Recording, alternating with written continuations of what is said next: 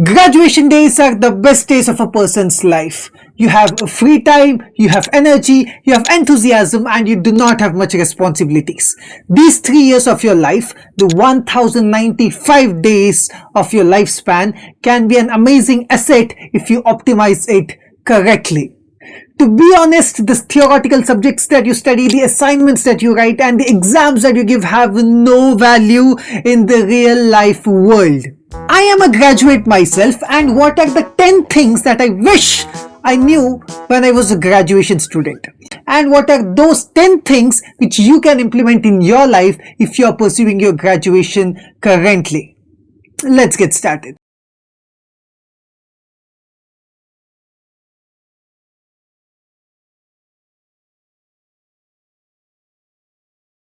On higher education report of 2020-21, enrollment in higher education increases to 4.14 crore. Female enrollment reaches 2 crores. Enrollment in distance education is 45.71 lakh. Which means it wouldn't be wrong to say that lakhs of graduates pass out every single year, and in most of the cases it is just Gumpinalli Govinda. In this modern era, your skills are valued more than your basic minimal degree. So point number 1 is learn a new skill. Recently, I came across a beautiful quote by K.K. Suhail which stated, "Know something about everything and know everything about something." This is the era of specialization. So please learn a new skill. There are different dominant skills in the modern day world. For example, digital literacy, critical thinking, communication skills, collaboration and teamwork, creativity and innovation, emotional intelligence, adaptability and flexibility, financial literacy, cultural competence, problem solving, resilience and grit. These are some of the most valuable skills, and I wish I had learned as many of them as possible during my graduation days. Point number 2, establish connections. I repeat, establish as many connections as possible.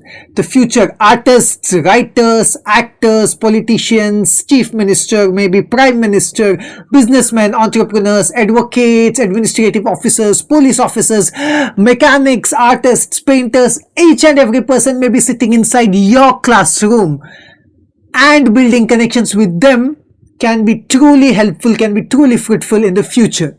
Do not be a close-minded introvert person sitting at some nook and corner of your classroom who comes late to the classes and leaves early from your classes. Establish as many connections as possible. Follow them on social media handles. Appreciate the little efforts that they do. Just a casual conversation, just smile at them, wave at them, and build connections. My friends from graduation and post-graduation days are lecturers in reputed institutes today. They are actors, they are directors, they are artists, they are painters, they are budding singers, anchors, advocates, journalists, authors, and whatnot. Number 3, participate in as many events as possible. Get involved with the different forums, clubs, associations that exist in your college. If you have observed, there are different competitions that take place every other week, every other day. Different associations organize different programs. Participate in as many of them. Essay writing, speeches, extempos, acting, drama. Even if you do not know any of them, just go there, participate.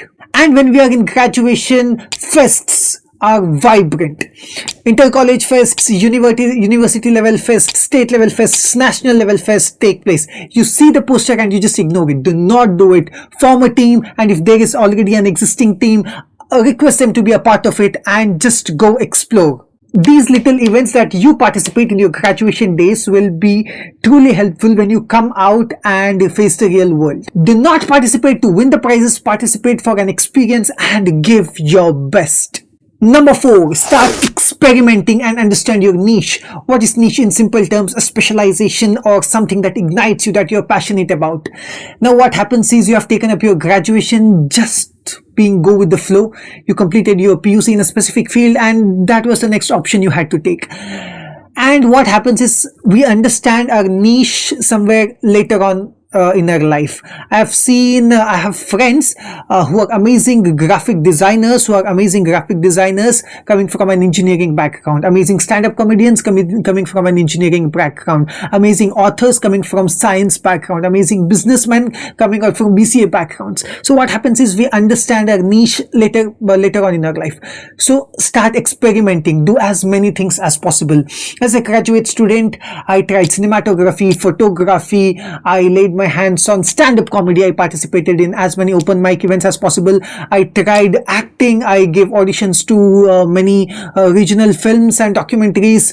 I started experimenting on public speaking. I started writing. I even started a small business in my graduation days. And eventually I realized that public speaking, interacting with the audience, teaching was my sort of niche. And if I had not experienced this in my graduation days, I would still be experimenting this at this part of my life. Try cinematography, writing articles, communication, public speaking, business. Start selling a service or commodity. Start creating content. Learn acting, learn computing, publish research papers, and do as many things as possible. And eventually you will understand what you want to do in your life. Number 5, and maybe one of the most important ones, upskill your financial knowledge. No matter what you're studying, you may be a BCom student, a BCA student, a BSc student, a BA student, an engineering student, no matter what, at the end of the day, you have to earn money. You need to know what are assets, what are liabilities, what are incomes, what are expenditures, how to save money, how to invest money, how to compound money, how to earn more money, etc. These are the life-saving skills, which if you learn at an early stage of life will be very beneficial. And how can you do this? There are a lot of ways, but I would highly suggest you to start reading books. There are amazing books on financial literacy which will ignite your thinking. Here are some book recommendations which I have studied and which I suggest you to study as well. The Rich Man in Babylon, one of the easiest books. There are around 7 lessons that he teaches you which are truly beneficial. Rich Dad, Poor Dad. Oh my God, please don't skip this. The Psychology of Money. Apart from this, you can watch resourceful, rich YouTube videos, or you can listen to podcasts. But just upskill your financial knowledge. Number 6, inculcate the habit of reading. I don't know why this coming generation is getting away from the habit of reading. Reading is a truly beneficial skill which will be really helpful in your future. Take a moment and be honest. Have you ever read a book apart from your syllabus prescribed textbooks? Majority of us would say no. Please change this habit.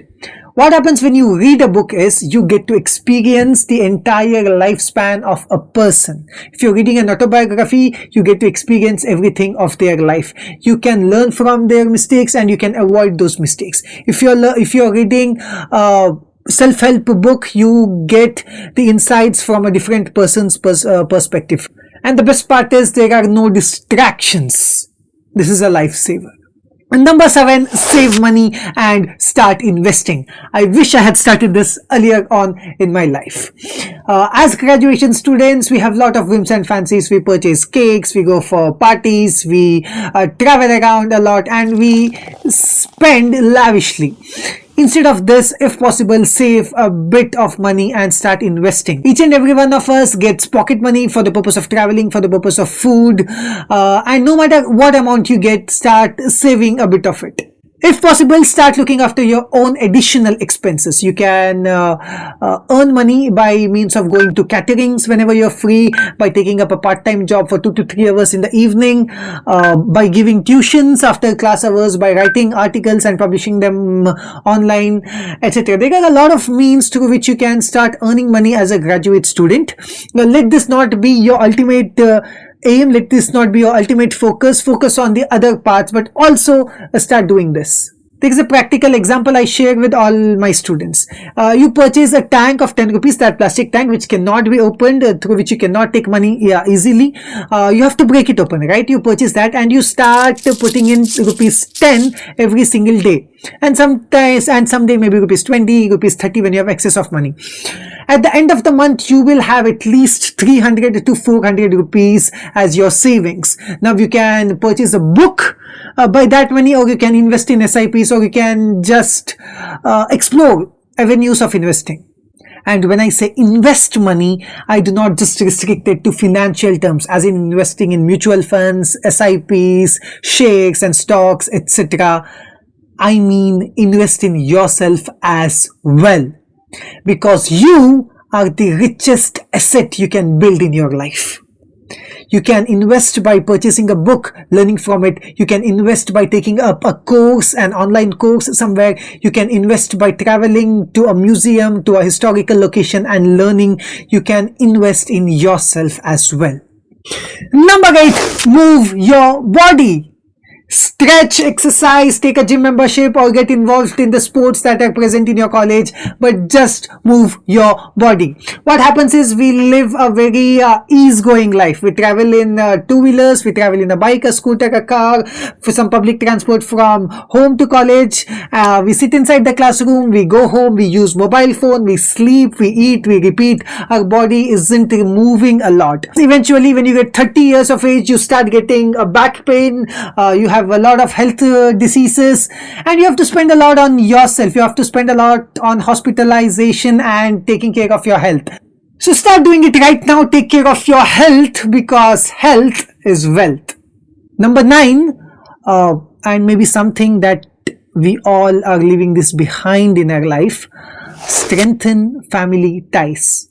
Talk to your father. Spend some quality time with your mother. If you have siblings, if you have a brother or a sister, value their presence, talk to them, help them with your studies, because students, you need to realize this, that as and when you're getting strength, your parents are getting older as well. As and when you are growing, your relatives, your uncles, your aunties, they are growing old too. And this may be one of the biggest regrets that we may carry in our life, that we did not have a proper conversation with our parents, with our grandparents. So take a moment whenever you're free. Even if you're not free, make some time and talk to them. Just tell them how your day was. Just tell them how you're feeling mentally. And being Indian students, we always feel that there is a generation gap between us. They will not understand it, etc. I know they may not understand you, but that's absolutely fine. Treat them well. Be good to them. Talk to them, and everything in and around you will flourish automatically. Be good to your parents and strengthen your family ties, because at the end of the day, they are the ones all we have. Number 10, learn discipline in your life. During our graduation days, we tend to be very lazy. Our dad looks after all our expenses. Our mom cooks us food. She keeps each and everything ready, tip-top. Our clothes are ironed. Our tiffins are packed. Our shoes are polished. Everything is done by our parents. And we tend to be very lazy. We come home, we sleep, we use mobile phones, and we just waste our time. So please stop doing this and learn discipline. If you are planning to get into a corporate world, a 9-to-5 job, then remember, you have to log in at 9 in the morning. You cannot be late. If you're late, your salary is deducted. You have to submit all the work on time. You have to follow the deadlines. So you can start practicing this now. Be punctual to your classes. Submit your assignments on time. Do the work that is being assigned to you. Because right now, as a student, that is all you have to do. And when you do this, it simply means that you're capable of doing a task that is being assigned to you. Apart from this, do not even get close to habits such as drugs, smoking, drinking, pornography, etc.